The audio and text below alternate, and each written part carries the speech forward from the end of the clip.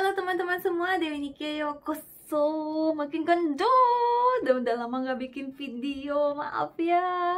Nah, bentar lagi mau pindah kerja, jadi ya buat ngedit-ngedit itu nggak ada waktu, soalnya harus mikir dokumen segala macam gitu ya. Oke, hari ini langsung aja ya, kita mau bicara tentang sedot lemak.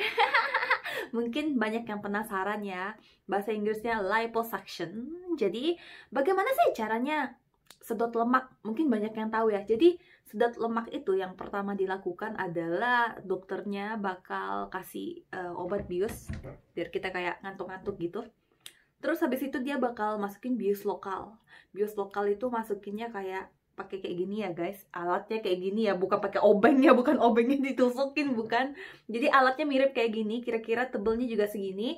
Nah, di sini ini ada kayak kabel gitu, ada selang, dan itu disambungkan sama obat bius lokal. Nah, nanti dokternya itu bakal membius bagian yang mau disedot lemak. Nah, setelah dikasih bius, setelah dibius ya, dikasih ke seluruh bagian ya. Misalnya kayak kalian mau sedot lemak ini, nah nanti itu dimasukin kayak dari sini biasanya lukanya, terus dimasukin kayak begini caranya. Nah, di bagian ini nanti semua bakal dimasukin obat bius. Nah, setelah selesai, dokter bakal melunakkan, melelehkan, melunakkan kita punya lemak dengan ini. Alatnya ada macam-macam, yang paling terkenal adalah phaser, namanya phaser. Terus ada lagi satu lagi lipo apa namanya, gue lupa, sorry. Soalnya udah lama nggak bikin video tentang sedot lemak ya. Jadi yang phaser ini dia pakai kayak panas gitu loh guys, jadi kayak ya dibakar gitu, jadi dibikin meleleh gitu. Soalnya lemak kan lemak gitu, kalau dipanasin dia bakal encer dan gampang buat disedot ya. Nah, jadi itu juga dimasukin dari lubang yang sama, bunyinya kayak beneran bunyinya kayak gitu. Jadi kayak di laser ya semua bagian ini, dan setelah itu baru disedot. Nah, ini semuanya pakai kayak begini. Nah, panjangnya bukan segini ya guys. Biasanya panjangnya sekitar 30 cm ada kayaknya. Jadi ya bisa ke seluruhnya gitu ya, ke seluruh, misalnya kayak tangan gitu bisa kena semuanya gitu. Nah, bagian apa aja sih yang bisa disedot lemak? Yang bisa disedot lemak itu misalnya kayak ini, pipi bisa sedot lemak, tapi bagian atas nggak bisa ya guys. Jadi yang bisa disedot itu bagian kayak face line, terus bagian bawah muka, terus daerah ini apa namanya, lengan, terus yang paling berbahaya perut. Itu yang paling bahaya ya. Jadi kalian kalau misalnya pengen sedot lemak di perut, itu kalian harus cari dokter yang benar-benar punya license buat sedot lemak di perut.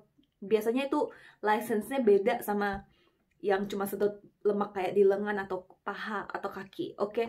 Nah, terus bagian lainnya misalnya kayak bagian belakang sini, ini juga bisa sedot lemak. Terus juga bagian paha dalam, paha luar, bagian bawah pantat, terus bukan pergelangan kaki ya, bagian betis itu juga bisa sedot lemak. Terus di atas lutut itu juga bisa sedot lemak. Biasanya kan orang ini nih, kalau misalnya udah usia mungkin ya, atau misalnya berat badannya ya agak berat gitu kan.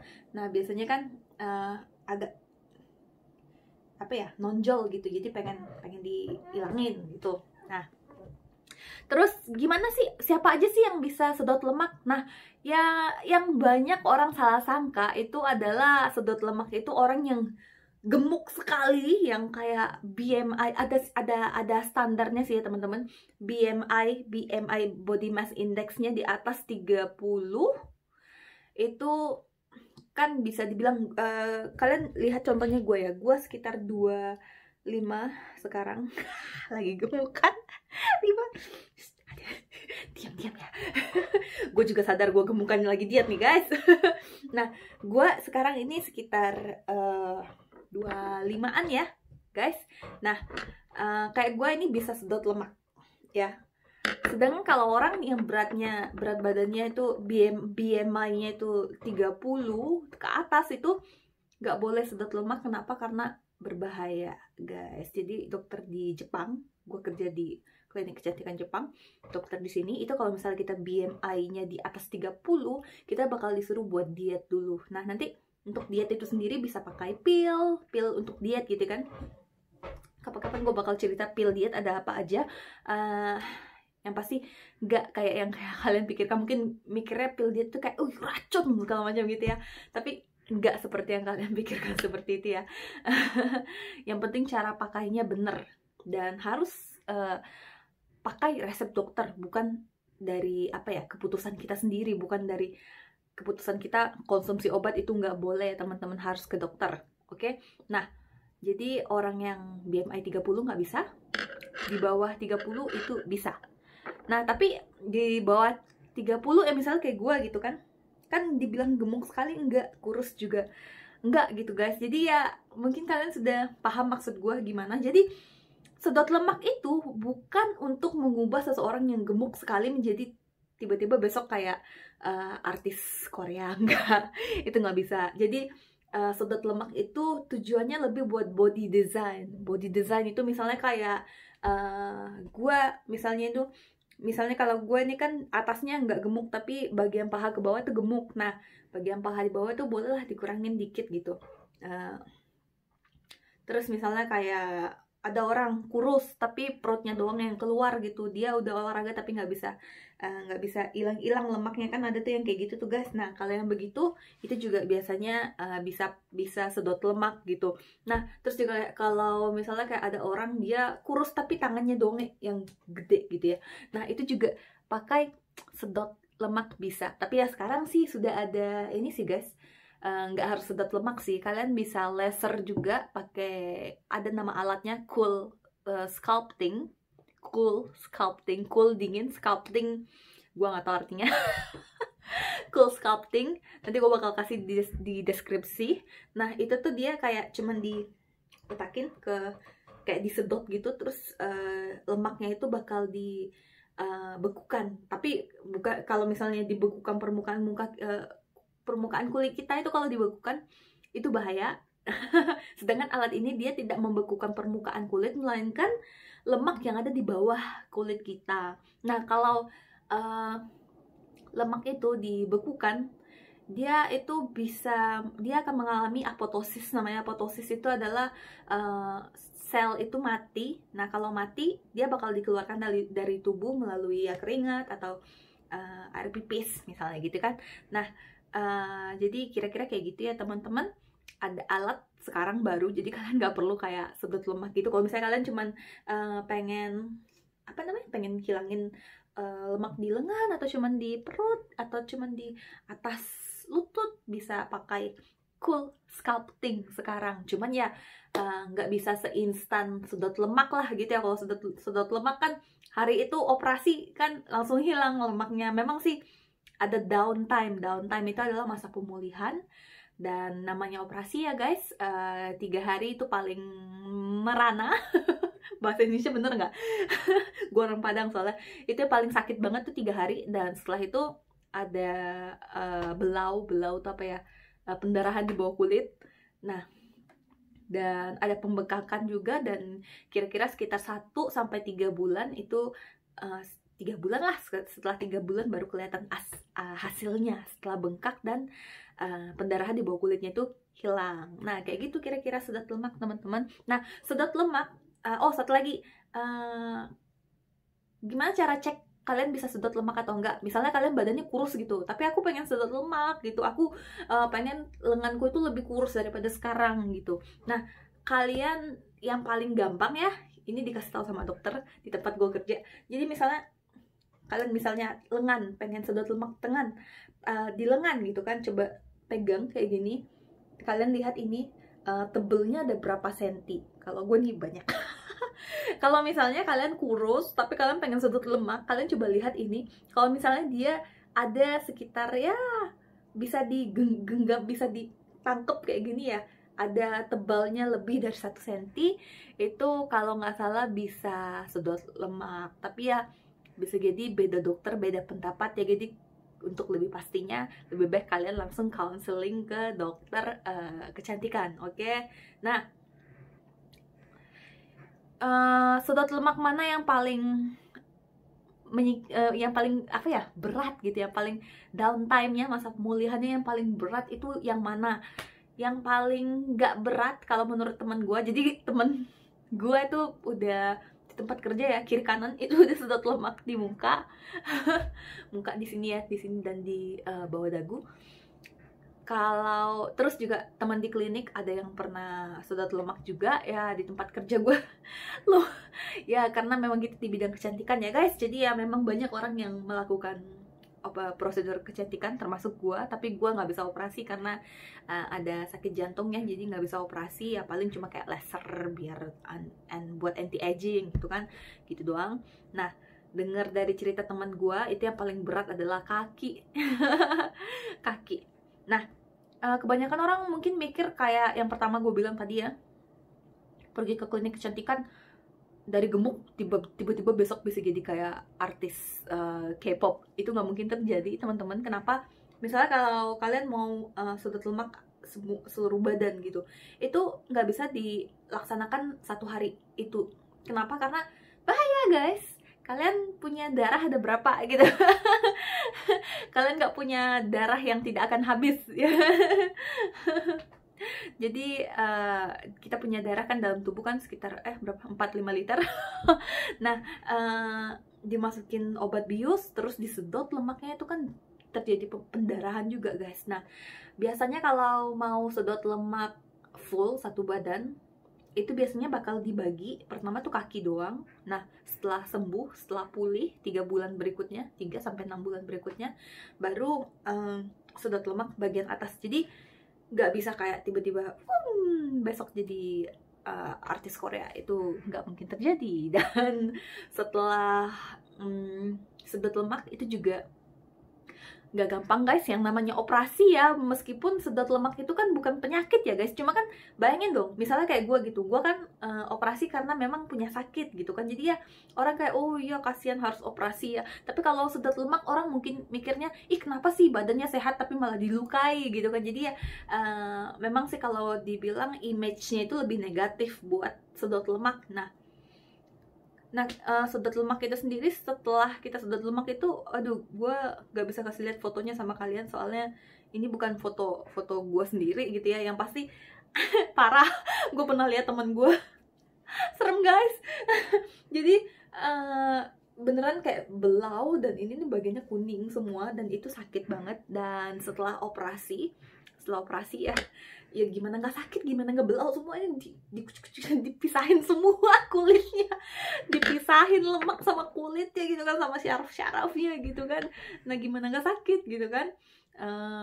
Setelah itu bakal dalam kondisi yang sakit gitu loh guys, itu tetap harus di massage, dipijit gitu, dipijit. Kenapa? Jadi supaya hasilnya lebih fulus, lebih halus gitu ya, lebih halus. Jadi harus di massage meskipun pijat ya, meskipun rasanya itu sakit sekali gitu loh. Nah, kalau menurut temen gue sih sekitar ambil libur sekitar 3 hari itu udah bisa kerja seperti biasa. Yang penting bukan kayak kerja yang berdiri dalam waktu yang panjang ya. Kalau misalnya orang kerja kantoran nggak apa-apa ya, tapi mungkin agak sakitnya kenapa? Karena sekitar 1 bulan kalau nggak salah gitu kita bakal dikasih kayak stocking, tapi bukan stocking biasa, stockingnya itu yang khusus buat medical. Jadi tuh ketat banget dan pressure banget, jadi mungkin pas duduk itu rasanya nggak nyaman sama sekali. Nah, yang pasti buat kaki itu paling berat katanya. Sedangkan kalau yang buat lengan itu kayak menurut temen gue sih katanya nggak seberat yang kaki. Jadi biasanya orang kalau mau sedot lemak itu mereka bakal milih buat sedot lemak kaki dulu, yang paling berat dulu. Kalau udah mengalami yang paling berat itu kan setelah itu misalnya oh pengen yang lengan lah berikutnya gitu kan, itu kan kayak oh lengan ternyata tidak seberat kaki gitu. Jadi itu yang dilakukan sama orang yang kerja di tempat gue kerja. Terus yang terakhir yang mungkin agak lebih ringan itu mungkin muka kali ya. Cuman ya muka itu biasanya nggak perlu diiniin guys, nggak perlu kayak sampai 1 bulan harus dipakai kayak stocking muka gitu, itu nggak perlu. Tapi pas tidur harus pakai. Dan teman gue tuh kalau pakai itu katanya mukanya jadi kayak gimana ya, karena kan tergesek-gesek sama kain gitu kan, jadi suka merah-merah dan iritasi jadinya. Mungkin ya perjuangannya di situ. Terus juga sakit, tapi bukan berarti nggak bisa makan ya, nggak bisa makan. Jadi ya kira-kira seperti itu teman-teman, sedot lemak di Jepang. Bukan di Jepang doang sih, di luar negeri juga sama. sorry. Oke, kira-kira kayak gitu ya ceritanya tentang sedot lemak. Kalau misalnya ada yang gue lupa cerita, kalian bisa tanya di bawah. Nanti diusahakan buat balas ya. Mana tahu ada teman-teman yang pengen sedot lemak gitu kan. Ya, gue cuma pengen kalian nggak salah paham ya. Sedot lemak itu bukan berarti, sekali lagi ini kayaknya ketiga kalinya yang ngomong ya, bukan berarti kalian kayak tiba-tiba dari badannya gede banget terus tiba-tiba besoknya langsung jadi kayak anggota K-pop atau artis dari mana gitu. Itu nggak mungkin terjadi guys. Yang namanya operasi itu akan selalu ada proses pemulihan, dan yang namanya operasi itu bakal selalu ada resiko. Dan yang namanya operasi, kalian harus apa ya, poinnya ya, kalau kalian pengen banget gitu, pengen banget ngilangin ini dagu, ini lemaknya mengganggu banget gitu, kalian harus cari dokter yang benar-benar kalian bisa percaya, yang mereka di situ pelayanan rumah sakitnya itu bagus guys, yang bisa dipercaya, yang dia tuh ada kasih lihat dia punya kasus yang dia tangani ya, before afternya gitu, gimana bagus atau enggak, sesuai sama selera kalian atau enggak. Kalian benar-benar harus cek ya. Soalnya di Jepang sendiri guys, ada dokter yang kayak lemak tangan itu, dia tuh lemaknya diambil semua. Jadi bener-bener kayak sampai tipis banget gitu. Kayak ini sekarang kan begini nih tebalnya, itu beneran kayak cuman kulit doang gitu. Nah, ada dokter yang seperti itu. Ada lagi dokter yang lain yang misalnya si Dewi kan paling cuman pengen hilangin bagian sini doang gitu. Kalau ininya hilang kan jadi agak lebih kurusan dikit, nggak harus dihilangin semua. Kalau dihilangin semua kan jadinya kayak gimana ya, kayak gini gitu kan, kayak gini. Tapi kalau dokter yang ini, yang lain itu ada yang mikir cuma yang ininya aja yang dihilangin gitu kan, kelihatan lebih kurus dan lebih alami, dan pas dipegang itu lebih natural gitu. Nah, ada dokter yang seperti itu juga guys, jadi beda-beda. Jadi kalian harus counseling, tanya sama dokternya, dokternya seleranya kayak gimana gitu. Terus kalian juga utarakan body design seperti apa yang kalian pengen gitu kan. Nah, dan kalian harus cari rumah sakit yang aman gitu guys. Nah, by the way, kapan-kapan gue bakal cerita tentang perbedaan operasi plastik di Korea dan di Jepang. Mungkin banyak yang penasaran. Sorry rambutnya berantakan soalnya ya baru mandi biasa guys. Dan gue juga nggak ada, seperti yang gue cerita tadi ya, gue nggak ada waktu buat ngedit video. Jadi ya sementara mungkin bikin video yang kayak gini aja kali ya, buat sharing sama kalian tentang ya tentang Jepang, tentang operasi plastik. Ya mungkin kalian tertarik untuk mendengarkan cerita-cerita seperti ini. Oh ya, gue lupa cerita sama kalian. Telat banget ya, harusnya kasih tahu dari awal. Jadi gue tuh kerja di klinik kecantikan di Jepang. Klinik kita tuh nomor 1 di Jepang sekarang, paling besar. Cuma ya efek corona ya guys, nggak tahu ya. Moga-moga sih aman ya, nggak kenapa-kenapa. Dan gue di sini udah kerja di bidang ini sekitar 8 tahun lebih. Udah lama, udah tuir. Dari umur 23, sekarang 31 guys. Nah, gue kerjanya bikin video di situ untuk memperkenalkan tentang prosedur kecantikan. Nah, makanya gue punya banyak pengetahuan tentang operasi plastik gitu ya. Nggak sepaham dokter lah gitu, cuman mungkin pengetahuan gue bisa membantu teman-teman yang lagi consider pengen ke klinik kecantikan sekarang. Oke. Jadi buat kalian-kalian yang pengen tahu tentang kecantikan, terus tentang operasi plastik ya, terus tentang laser gitu, atau kalian pengen tahu tentang Jepang, jangan lupa untuk subscribe di channel ini, dan jangan lupa untuk like dan share buat teman kalian yang mungkin lagi consider buat lagi mikir buat sedot lemak atau melakukan prosedur kecantikan lainnya. Oke deh, sekian video untuk hari ini. Matatsugi no doga de oai shimashou. Ketemu lagi di video berikutnya. Jane!